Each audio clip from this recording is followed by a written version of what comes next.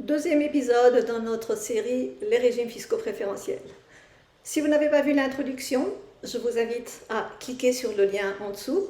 Cette introduction vous explique en fait les tenants et aboutissants d'un régime fiscal préférentiel. Pourquoi est-ce qu'une juridiction les offre, à quoi faut-il faire attention, quelles sont les durées, quels sont les risques éventuels, etc. etc. Donc commencez peut-être avec l'introduction pour avoir une idée, une première approche si vous n'êtes pas familiarisé avec les RFP, ce qu'on appelle donc les RFP, régimes fiscaux préférentiels. Alors ce deuxième épisode entame les régimes particuliers proposés, c'est-à-dire les 15 juridictions ou 15 territoires selon les cas. Commençons par ce deuxième épisode avec la Lituanie et le Costa Rica.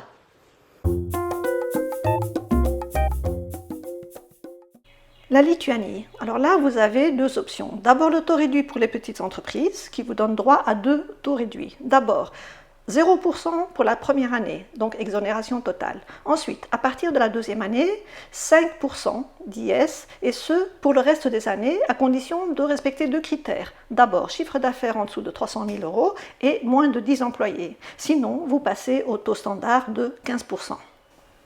Ensuite, nous avons la deuxième option, qui sont les free zones. Il y en a 7 en Lituanie. Elles vous donnent deux taux réduits. Pendant 10 ans, vous avez 0% d'impôt, c'est-à-dire exonération totale. Et ensuite, les 6 années supplémentaires, vous avez droit à 7,5%, donc ça fait la moitié de l'IS standard. Alors, les 7 free zones sont Kaunas, Klaipėda, Akmenė, je vous laisse lire parce que c'est trop compliqué. Kaunas est la plus importante et vous donne en plus un dividende à 0%. Ces années d'exonération fiscale et de réduction fiscale dans les free zones, c'est super intéressant, mais qu'en est-il des exigences? Eh bien, il faut quand même tenir compte d'exigences assez dures, c'est-à-dire les investissements qui se chiffrent à 1 million. Alternative, investir 100 000, mais dans ce cas-ci, vous devez absolument être dans les services et en plus engager au moins 20 personnes. En plus de cela, vous devez avoir les 3/4 de votre business qui doit être effectué depuis la free zone. Faisons un petit comparatif intéressant maintenant entre les free zones en Lituanie et la structure française. On sait qu'en Lituanie, on a 3 périodes. 0% pendant 10 ans, 7,5% pendant 6 ans, et puis le taux standard de 15% à partir de la 17e année. En France, on sait qu'on a 15% et 25%. Donc les 15% sont sur la petite tranche de 38 120 et 25% c'est sur le surplus. Notre exemple parle de 250 000 € de bénéfices imposables. Alors, ici, en termes d'impôts annuels à payer, qu'est-ce que cela donne? Dans les free zones, ça nous donne 0 d'impôts à payer pendant 10 ans, à peu près 19 000 par an pendant 6 ans, et puis 37 500 à partir de la 17e année.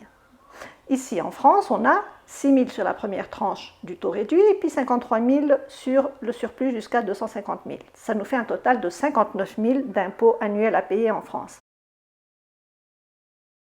Le gain en économie dans les free zones est quand même assez considérable par rapport au taux standard. Alors, ça vous fait gagner quand même près de 1,5 million en impôts sur les 16 années de réduction fiscale, 375 000 durant les 10 années d'exonération et 112 000 pendant les 6 années supplémentaires.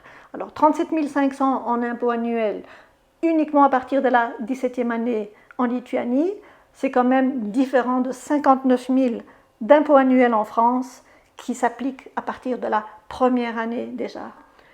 Maintenant, voyons voir un petit peu la première option que je vous ai présentée dans cette vidéo, c'est-à-dire le taux réduit qui concerne les petites entreprises. Alors, on sait qu'en Lituanie, ça se passe sur 2 périodes. La première année, vous êtes totalement exonéré et à partir de la deuxième année, vous payez un taux fixe de 5%. Donc, dans notre exemple présent, 250 000 de bénéfices imposables nous donne un impôt annuel de 12 500.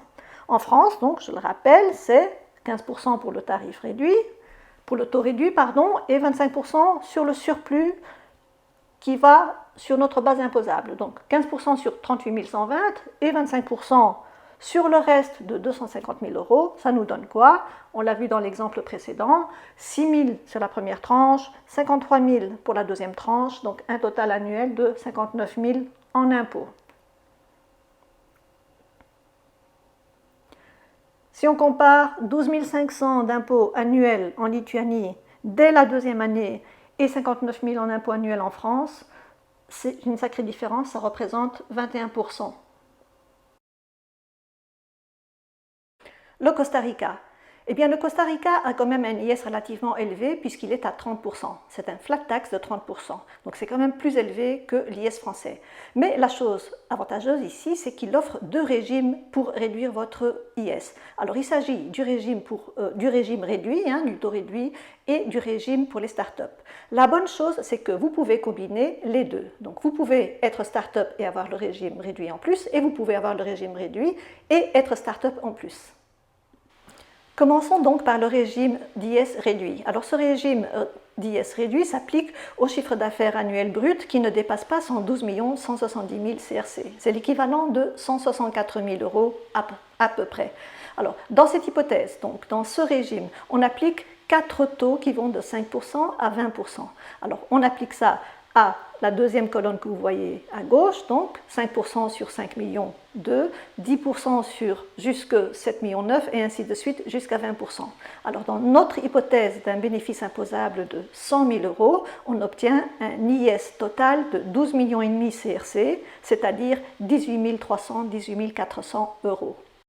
Maintenant, le deuxième avantage, c'est celui qui est destiné aux startups. C'est-à-dire que si vous êtes en dessous de ce plafond-là et que vous êtes en plus start-up, vous avez cette deuxième option qui vient se grever sur la première option et donc vous diminuez davantage votre IS.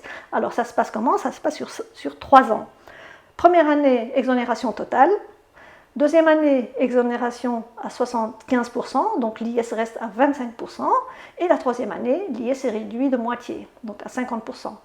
Donc autrement dit, on a un IS de 30%, l'IS standard, et puis on a un régime réduit qui donne un taux global de 18,3%. Et puis on a un IS qui va crescendo de 0 à 50%.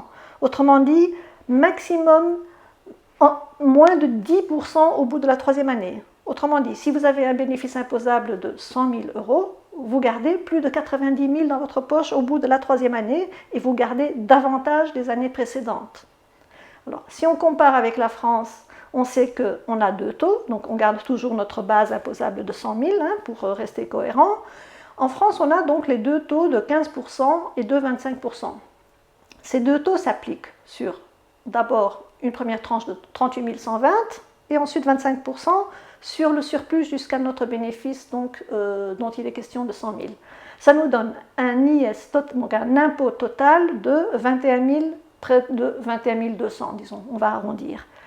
Donc vous voyez qu'un IS de 30% au Costa Rica, qui est plus élevé que l'IS français, nous donne finalement un revenu bien plus intéressant, donc on a en poche bien plus qui nous resterait en France, puisque au maximum, au bout de la troisième année, on paierait moins de 10%, donc à peine 9%. Donc on part de 18% si on n'est pas start-up, et on part 0 la première année, 4,6 la deuxième année et 9,1% la troisième année. Donc, comme vous le voyez, on peut combiner les deux situations, en dessous du chiffre d'affaires et start-up. Alors si on regarde donc, ce schéma global, on va prendre le critère de gauche basé sur le chiffre d'affaires et qui nous donne donc un taux global de 18,3%, et la colonne du milieu nous donne donc la situation de la start-up en plus, d'être sous le chiffre d'affaires de 164 000 €, et on a donc 0 la première année, 4,6 la deuxième année au niveau taux, donc si on se base sur 100 000, donc on aura 4 600 d'impôts à payer, et la troisième année, on aura à peine 9 200 à payer. Donc en France, si vous faites la comparaison, la colonne de droite, on aurait 21 200 à payer sur la même base imposable, autrement dit un IS global de 21,2%. Conclusion de ces deux pays présentés aujourd'hui. Alors vous avez vu des exemples en Lituanie et des exemples au Costa Rica. Alors ce qu'il faut en retenir, moi je pense que le régime des petites entreprises est vraiment très intéressant, et ce dans les deux pays. Alors la Lituanie fait partie de l'Europe et ça peut être éventuellement plus intéressant pour vous si vous êtes en Europe et que vous souhaitez y rester. En plus, la Lituanie est dans la zone euro depuis 2015, donc question monnaie, question échange, etc., il y a peut-être moins de soucis que si vous étiez sur une autre monnaie. La Lituanie vous offre quand même un régime super intéressant puisque c'est à partir de la deuxième année que vous passez à du flat tax de 5%. 5%, c'est vraiment ridicule et en plus, elle vous permet d'appliquer ce taux sur un montant de 300 000 euros. 300 000 euros, il faut savoir qu'en Lituanie, ce plafond se situait à près de moitié il y a quelques années. Donc les petites entreprises étaient éligibles pour ce tarif réduit si elles avaient un plafond donc, de chiffre d'affaires brut annuel qui se situait aux alentours de 120 000, 150 000. Et puis, sans doute, dans l'optique de supporter un petit peu mieux les petites entreprises, donc ce plafond a été maintenant rehaussé à 300 000. Donc si vous êtes dans cette tranche de revenus bruts annuels, c'est peut-être quelque chose à considérer sérieusement. Pour le Costa Rica, ça ne reste pas moins intéressant non plus, puisque là, vous avez quand même une combinaison de deux avantages que vous pouvez avoir et appliquer dans votre cas. C'est-à-dire, vous êtes petite entreprise, donc là, le plafond est un petit peu moins que celui offert par la Lituanie, puisqu'il se situe à 164 000 euros, mais ça n'en reste pas moins intéressant. Soit vous n'êtes pas start-up, donc vous pouvez toujours continuer à la 6e, 10e, 15e année, vous pouvez continuer à bénéficier du régime pour les petites entreprises, tant que vous restez dans ce seuil de 164 000 bruts. Et si vous êtes nouvellement créé, eh bien, vous avez une période de 3 ans pendant lesquelles vous avez donc encore plus d'avantages, disons, avec un maximum de 10% d'IS. C'est quand même vraiment formidable. Ce qui nous amène à la fin de cette vidéo. Si tu as aimé le contenu, mets un grand pouce bleu et abonne-toi à la chaîne, ça nous aiderait à évoluer dans YouTube et surtout fais-nous part de tes commentaires. Moi je te dis à très bientôt avec moins de fiscalité, bien entendu.